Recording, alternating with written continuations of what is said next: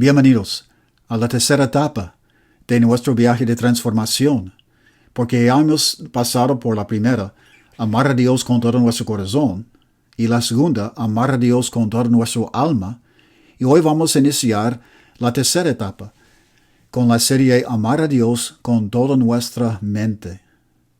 Y la etapa presente, junto con la próxima, Amar a Dios con toda nuestra fuerza, se enfocarán más principalmente en la transformación de la práctica que dura por vida, para desarrollar y cultivar un amor cada vez más profundo y completo para el Padre Celestial. Hoy el estudio se llama Renovando la Mente y se basa en Romanos capítulo 2, versículo 2. O sea, Romanos capítulo 12, versículo 2. Donde dice, no se amolden al mundo actual, sino sean transformados mediante la renovación de su mente. Así podrán comprobar cuál es la voluntad de Dios, buena, agradable y perfecta. Dice que seamos transformados por la renovación de nuestra mente. Entonces vamos a empezar el estudio por entender lo que significa o a qué se refiere la palabra mente, y luego, cómo renovar la mente. Entonces, ¿a qué se refiere la palabra mente? Hay tres palabras griegas que fueron traducidas en el Nuevo Testamento como mente en español, y sus significados combinados describen nuestra capacidad de pensar, entender, formar ideas, actitudes, estados emocionales, percepciones, juicios, memorias, decisiones, en suma, toda clase de pensamiento que pensamos. La mente también incluye los procesos mentales, como razonamiento, junto con la influencia de las emociones sobre lo que pensamos. Y también incluye las actividades, tales como razonamiento, pero también percepción, recordar, reflexionar, meditar, decidir, sentir, todo se incluye en la palabra mente. ¿Y cuál es la diferencia entre la mente y el cerebro? Porque el Nuevo Testamento no habla del cerebro, porque la gente en aquel entonces no entendía nada sobre el cerebro, no entendían el propósito del tejido que se encontraba en el cráneo. Pero lo que entendían, y que tenían razón, es que el cuerpo es el instrumento de la existencia para el espíritu o el alma de uno. El cuerpo es como una tienda de campaña, dice la palabra de Dios, para el cuerpo, para el alma o el espíritu. Y puesto que el cerebro forma parte del cuerpo, es un órgano de este instrumento, un órgano que tiene un propósito muy específico. Funciona como instrumento para construir senderos electroquímicos que entre las células nerviosas, neuronas, para formar senderos que graban y registran información, sacan conclusiones y razonan.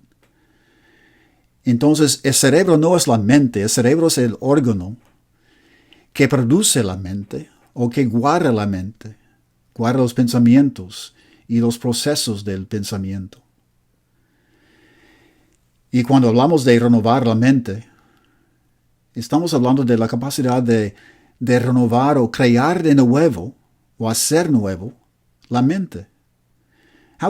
¿De qué manera podemos cambiar o renovar o recrear la mente?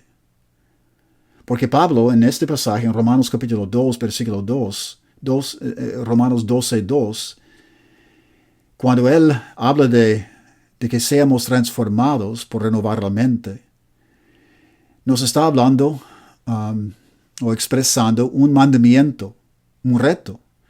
Y si es un mandamiento renovar la mente, entonces debemos tener la capacidad para cambiar lo que estamos pensando, cambiar los procesos mentales, para pensar de otra manera, renovando la mente. De hecho, es una maravilla que Dios diseñó el cerebro con la capacidad de cambiar los senderos electroquímicos para recordar y grabar nueva información que puede llegar a ser más potente que información vieja. Tiene la capacidad del cerebro de construir nuevos senderos. Y hoy, ahora que estamos estudiando y quizás captando nueva información, nuestro cerebro literalmente está construyendo nuevos senderos electroquímicos para registrar, grabar información nueva y producir respuestas distintas en la vida diaria. El propósito de renovar la mente es para llevar todos los pensamientos y procesos mentales para ser en armonía con la mente de nuestro Padre Celestial. Leamos en Colosenses capítulo 3, versículo 2, donde nos dice Pablo: concentren su atención en las cosas de arriba, no en las de la tierra, pues ustedes han muerto y su vida está escondida con Cristo en Dios. El hecho de que Pablo nos dice que debemos concentrar nuestra atención en las cosas de arriba, nos implica que tenemos la capacidad de cambiar lo que piensa el cerebro. Y es la obra de nuestro espíritu, controlar y dominar lo que piensa el cerebro para formar nuevos pensamientos, aún nuevos procesos de pensamientos. Se puede comparar el cerebro a una computadora. Una computadora registra información y procesa la información y puede responder a base de la información según un programa que ha puesto alguna persona aparte de la computadora que ha programado la computadora. Entonces debe haber alguien para reprogramar la computadora cada vez que hay que cambiar la manera en que la computadora procesa la información. Es igual con el cerebro. El cerebro funciona para registrar información, guardar la información en términos de memoria y luego responder a nuevas experiencias según la información que ha captado. Pero ahora, si queremos cambiar la manera en que procesa la información, debe haber algo aparte del cerebro que domina el cerebro, que controla el cerebro, que para lo que está pensando el cerebro para cambiar el proceso. Pero ese algo tiene que ser aparte del cerebro, porque el cerebro no puede reprogramarse como una computadora, no puede reprogramarse tampoco. Y ese algo es nuestro espíritu, el yo, el nosotros, que renovamos la mente, es el espíritu, la obra del espíritu, del alma. Es controlar y dominar lo que está pensando el cerebro para pensar de otra manera, de desarrollar y cultivar procesos nuevos. Por ejemplo, imaginemos que tenemos que perdonar a alguien de una ofensa que ha cometido contra nosotros. Pero en el pasado, cuando hemos perdonado a ciertas personas, esas personas se han aprovechado de nosotros y siguieron ofendiéndonos. Entonces ahora tenemos miedo de perdonar a alguien más.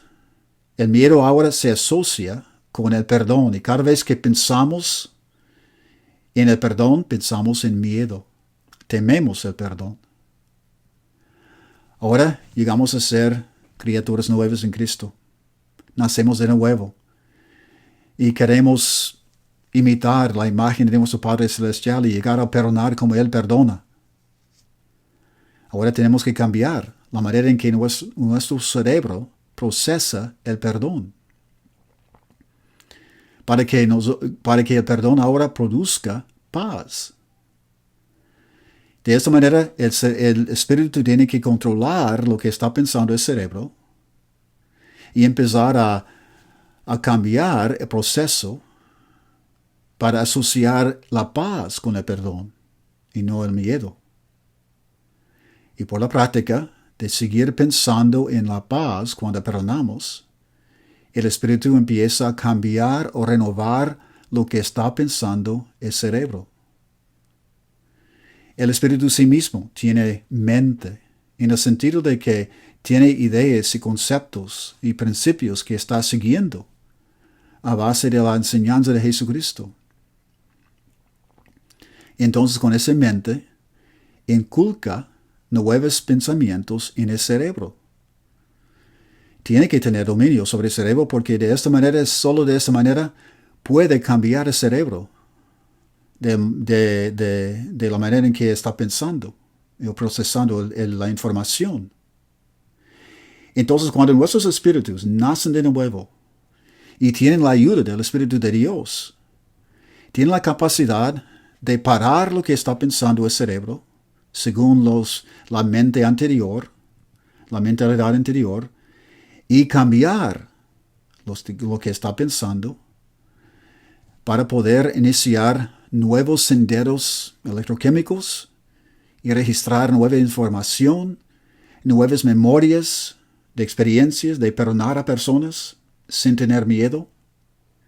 Y poco a poco se renueva la mente. Nuestros espíritus tienen capacidad fortalecida por Dios. Nuestro espíritu, la mente de nuestro espíritu quiere cambiar o decide cambiar lo que piensa el cerebro para poder estar en armonía con la mente de Dios. Ahora, ¿cómo aparece el cambio o la renovación de la mente? Pensamos, por ejemplo, en la experiencia del rico necio en la parábola que contó Jesús en Lucas capítulo 12. ¿Se acuerda que en el estudio anterior hablamos del rico necio, quien era granjero, que había tenido una cosecha muy exitosa y no sabía dónde guardar su cosecha tan grande? Se preguntó a sí mismo, ¿qué voy a hacer? Y luego decidió que iba a derribar sus graneros, graneros y edificar más grandes para allí guardar su cosecha y disfrutar la vida, dejar de trabajar y gozarse de una vida más con más descanso, sin trabajar. Pero a través de tantas experiencias que había tenido, había aprendido en su cerebro, había formado senderos electroquímicos en su cerebro para registrar el deseo de querer proteger sus intereses y proteger y guardar lo que tenía para sí mismo. De alguna manera desarrolló una mentalidad muy egoísta. Y cuando decía, ¿qué voy a hacer?, nunca le ocurrió compartir, ser generoso o compasivo con los pobres o los siervos que en realidad debían haberle ayudado con la cosecha. Solo pensaba en sí mismo, con su mentalidad egoísta. Entonces, puesto que no estaba vivo para Dios, no había guardado riquezas con Dios, perdió todo lo que tenía. Él pensaba que podía guardar lo que tenía, pero no podía. Era imposible. Entonces podemos ver en el caso del necio rico lo que significaría cambiar o renovar la mente y cuán difícil es. También pensemos en el caso del hijo perdido, a quien conocemos tanto. Cuando por primera vez lo conocimos, estaba bien seguro que la vida en el país lejano podía ser muy placentero, mucho mejor que la vida que experimentaba en el hogar con su papá y su hermano mayor. Y de alguna manera se justificaba, razonaba que tenía que escapar de la casa y ir al país lejano con su herencia. Entonces se fue. Pero ahí, como sabemos, cuando él malgastó todo su dinero, cayó en tragedia tras tragedia. Hasta que no tenía fondos, no tenía amigos, tenía mucha hambre, solo tenía un trabajo de apacentar cerdos y tenía tanta hambre que quería comer lo que les daba los cerdos. Y empezó a cambiar su mente. De repente dice que volvió en sí o recapacitó. Recapacitó en el sentido de que cambió lo que pensaba. Cambió lo que había grabado su mente. Ya no pensaba que la vida en el país lejano podía ser placentera. Entonces empezó a pensar en la posibilidad de regresar a la casa. Por fin se para y se va a la casa, pensando que el padre podía hacerle un siervo en vez de un hijo, porque ya no merecía ser hijo. Pero cuando llegó, su papá lo restauró como hijo, como sabemos. Allí empieza a renovar su mente. Porque hasta este momento tenía una mente muy egoísta. Ahora cuando experimenta la gracia, el amor, la compasión de su papá, quiere imitar su amor incondicional. Pero para hacerlo, tiene que reentrenar su cerebro para pensar de otra manera. Tiene que recrear su mentalidad. Su espíritu tiene otra mente ahora, otro deseo, el deseo de vivir en amor. Y allí tiene que tratarse con su hermano mayor, quien es una persona muy enojado, rencoroso, con mucho celo, amargura, y que le gusta avergonzar a su hermano menor. Y cuando su hermano mayor le da pena, le da vergüenza, quizás el hijo perdido piensa en regresar al país lejano para no tener que sufrir el tratamiento de su hermano. Pero luego para su cerebro, piensa en la gracia, la misericordia y el amor de su papá, el amor incondicional, y quiere seguir comprometiéndose a imitar su amor. Entonces tiene que aprender a pensar de una manera distinta sobre su hermano mayor. En vez de cultivar resentimiento contra su hermano, o en vez de querer escaparlo, empieza a cultivar compasión, perdón, misericordia hacia su hermano. ¿Por qué? Porque había recibido misericordia, compasión y amor de su papá. Entonces empieza a pensar de una manera distinta. Su espíritu está controlando lo que está pensando el cerebro. Está iniciando una transformación de pensamiento y poco a poco llega a pensar en su hermano de otra manera, cambiando los senderos electroquímicos en su cerebro, reemplazando los viejos con los nuevos, literalmente cambiando la estructura de su cerebro para pensar de una manera distinta. Es una maravilla lo que hizo Dios cuando creó el cerebro y el poder que tiene nuestro espíritu. Su espíritu llegó a ser vivo cuando su papá le perdonó y lo restauró como hijo. Y se comprometió a imitar a su papá. Y ese compromiso que tiene provee ánimo en los momentos muy de desilusión cuando su hermano trata de avergonzarlo. Le da ánimo para seguir adelante.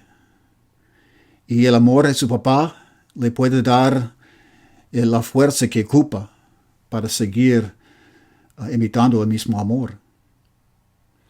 Entonces, para concluir, nuestro Padre Celestial no ocupaba en el sentido de que no ocupaba nuestra mente antes. Solo el egoísmo ocupaba nuestra mente.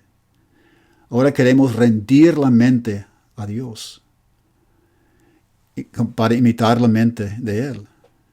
Ese es nuestro proyecto.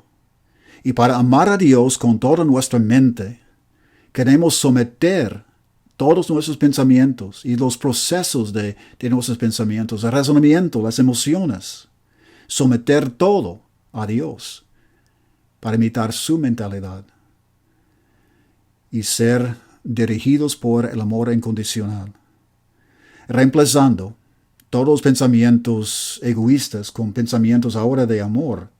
Es nuestro proyecto. Es el proyecto que tenemos por delante. En los próximos estudios seguiremos estudiando sobre cómo renovar la mente. Que Dios les bendiga.